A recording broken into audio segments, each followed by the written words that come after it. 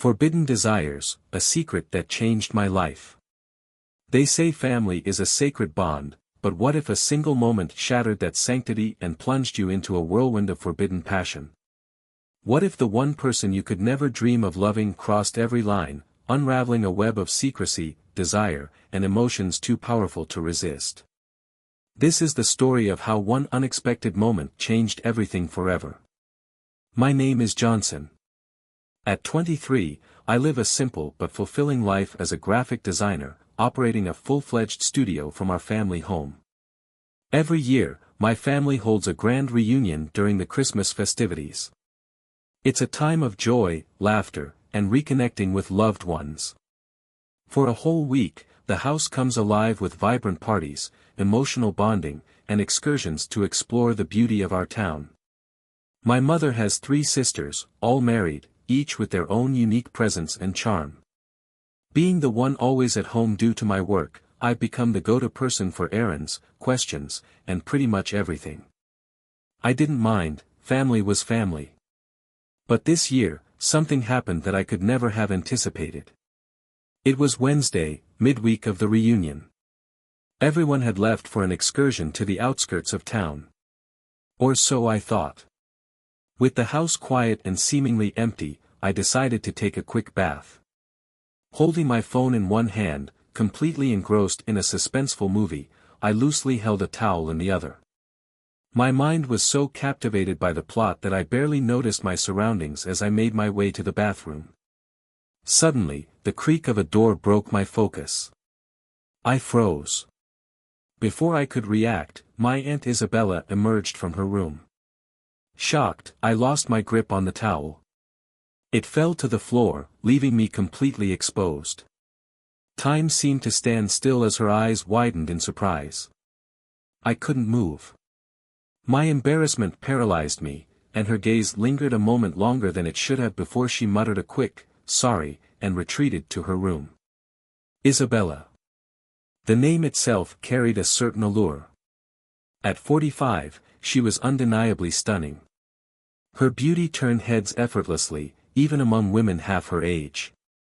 She was married, yet she often attended these reunions alone, citing business commitments that kept her husband away. I had always respected her as my aunt, but after that incident, something shifted in the air between us. I avoided her for the rest of the day, too mortified to face her. But Isabella seemed intent on breaking the tension.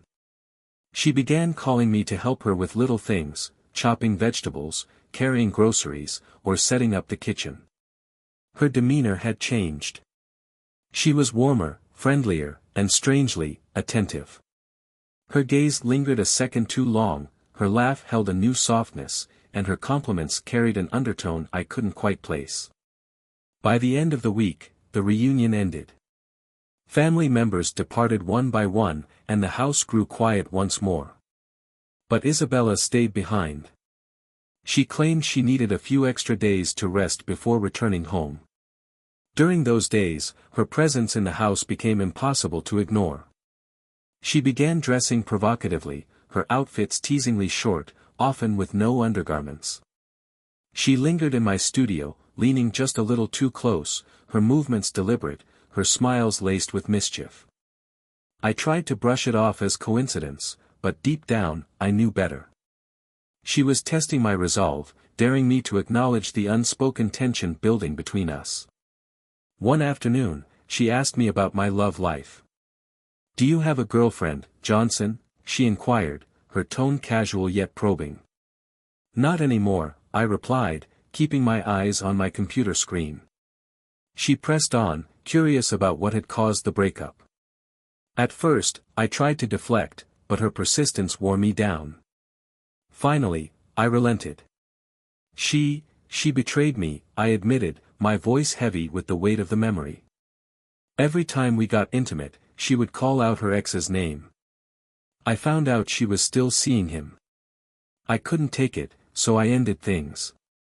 Isabella fell silent, her expression unreadable. But something in her eyes had shifted.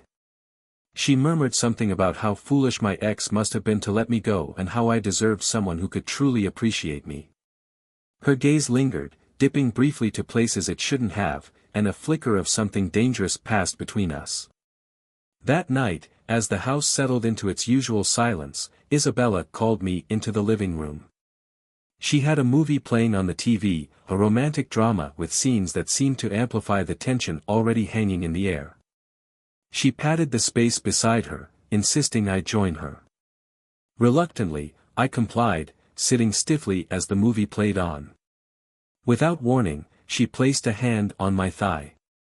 "You have such smooth skin," she said, her voice low, her touch sending a shiver up my spine. My breath hitched, and before I could react, her hand moved to my zipper, undoing it with practiced ease. I was too stunned to stop her. She leaned in, her lips brushing against my ear as she whispered, "From the moment I saw you that day, I knew I had to have you." Her dress slipped higher, revealing her bare skin beneath. The room spun. My mind screamed at me to stop, to push her away, but my body betrayed me. She pulled me closer, her intentions clear, and I found myself succumbing to a whirlwind of forbidden desire. That night was unlike anything I had ever experienced. It was raw, intense, and unrelenting. She confessed that she had stayed behind solely for this, that she couldn't resist what she had seen that fateful day. She wanted me, and she wasn't ashamed to admit it. In the weeks that followed, Isabella began visiting me regularly, always under the guise of needing a break from her busy life. She became possessive, warning me against getting into any relationships. "You're mine now," she would say, her voice a mix of playful teasing and serious intent. She even begged me to give her a child, promising to keep it a secret. I knew what we were doing was wrong. The guilt gnawed at me, but the pull of our connection was too strong to resist. Every visit, every stolen moment, only deepened the bond we shared, and I found myself trapped in a web of passion, secrecy, and consequences I wasn't ready to face. This story isn't just about forbidden love, it's about the choices we make, the lines we cross, and the emotions that drive us to the brink of reason. Would you have done anything differently? Or would you, too, have surrendered to the desires of the heart? Leave your thoughts below, and don't forget to like, share, and subscribe for more stories that blur the lines between right and wrong.